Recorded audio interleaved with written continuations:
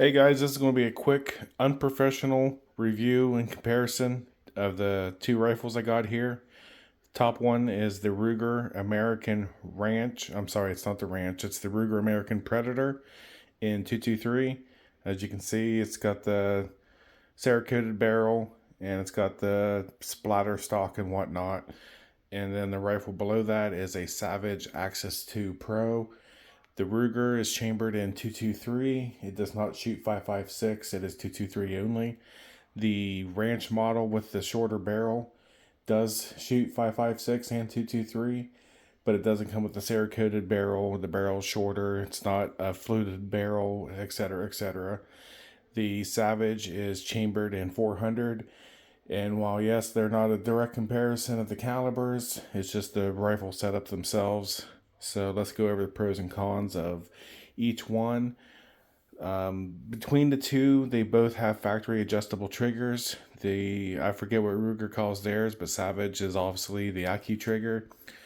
The Ruger trigger is much more easily user adjusted versus what the Savage is. The Savage has this special proprietary tool that you get with the rifle, but the Ruger, when you go to adjust the trigger, is just a simple Allen wrench. You can basically back that screw out all the way in the Ruger, and it's probably 2.5 pounds, on my finger gauge. Again, unprofessional. Before we go any further, yes, obviously the Ruger does not have a scope on it currently. The scope that you see on the Savage is what I had on the Ruger.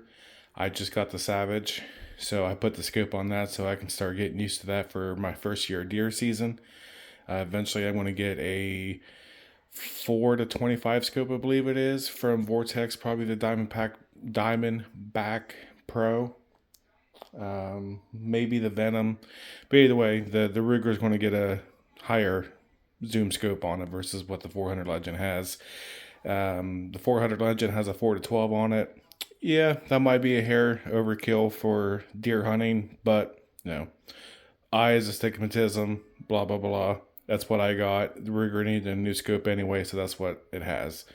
The Savage also has Monstrum scope mounts on it. Say what you want about it, but they're solid. Put a box of ammo through it, everything's good as could be. So anyway, other comparisons between the two. Like I said, the Ruger has the better trigger on it out of the box. User adjustable, much more friendlier than what the Savage is. But you can see the the stock shape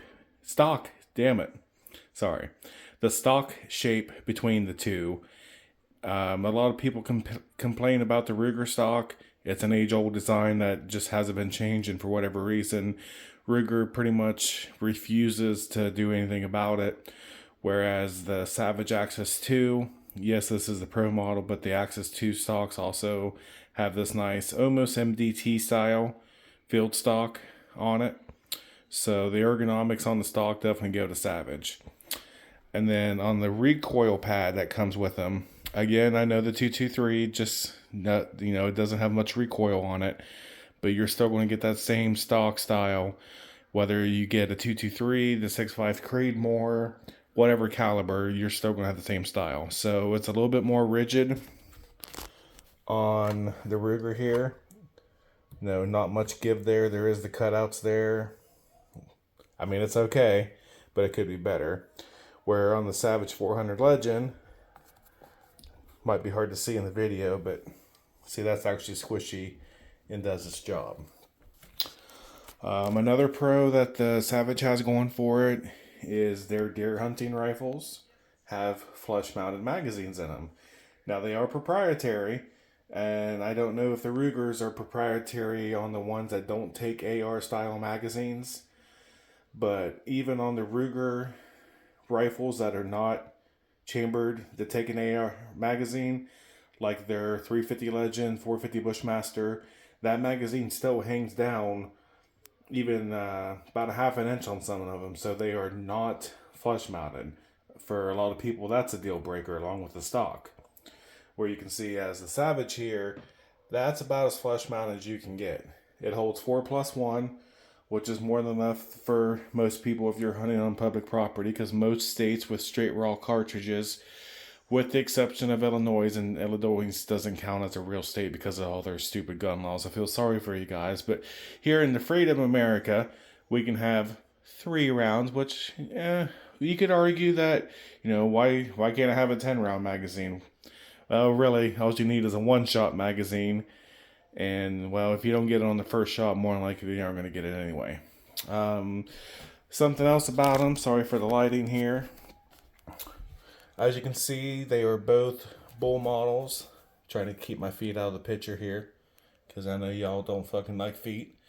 But the Ruger does have a bull fluted spiral barrel on it, whereas the Savage just has the bull barrel on it.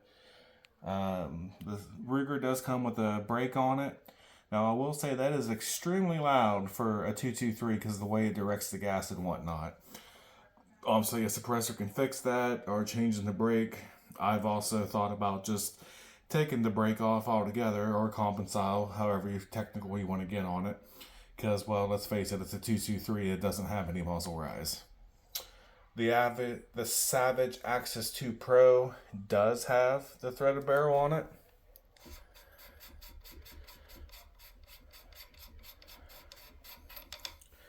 So, even if you get it in 350 Legend or whatever caliber, if you want to throw a suppressor on there, you can do that with the Savage Axis 2 Pro, or throw your own brake on there afterwards. Another comparison I want to make between the two, sorry about my finger, is the bolts. The bolts are vastly different. To me, I think the Savage bolt is better out of the box. It's bent down more to be out of the way of your scope for your bolt throw when you go to cycle it.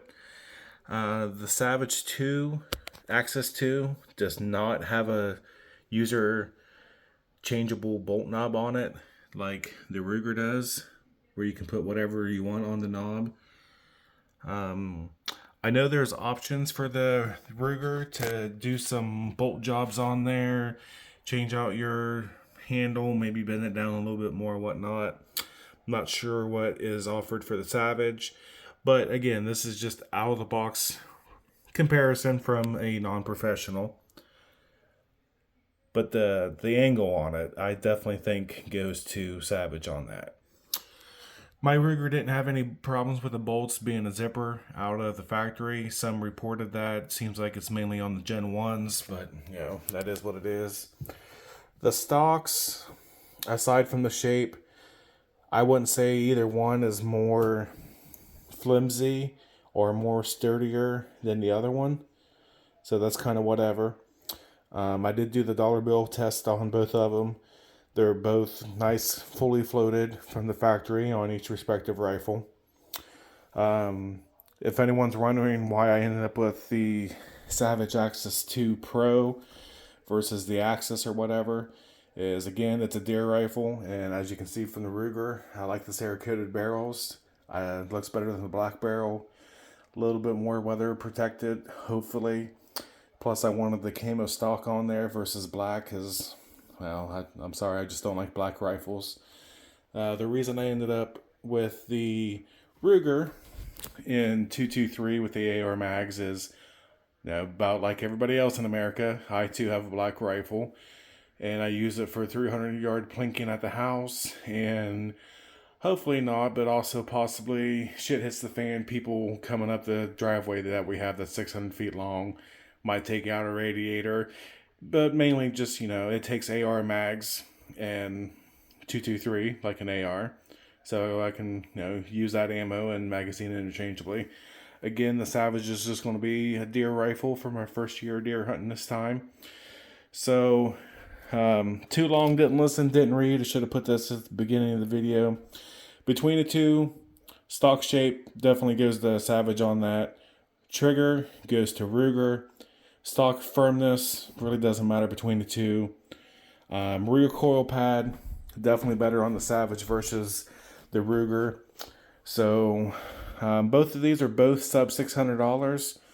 I want to say the Savage cost me $575. give or take. And the Ruger, almost a year ago is what I've had it.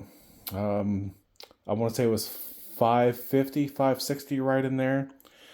So, if you want to spend $1,000 on a gun or so, you got to decide whether or not if you want to spend the money on a trigger upgrade and have the nicer stock and flash mount magazines, or if you don't care about the flash mount magazine, would you rather have a better trigger out of the box and then maybe put, the MDT style stock on it like the Savage has? I feel at this point I'm probably rambling on now. I'm not going to offer any more real advice than just the quick two things that I have here. So we're just going to go over, look at them like that, and we're going to end this video. Leave your comments below if you found this helpful or if I'm fucking wasting my time and your time. Check out my videos. My wife has shot the Ruger out at 300 yards. Got some other gun videos on there, RC videos, a little bit of everything. Y'all have a good one. Bye.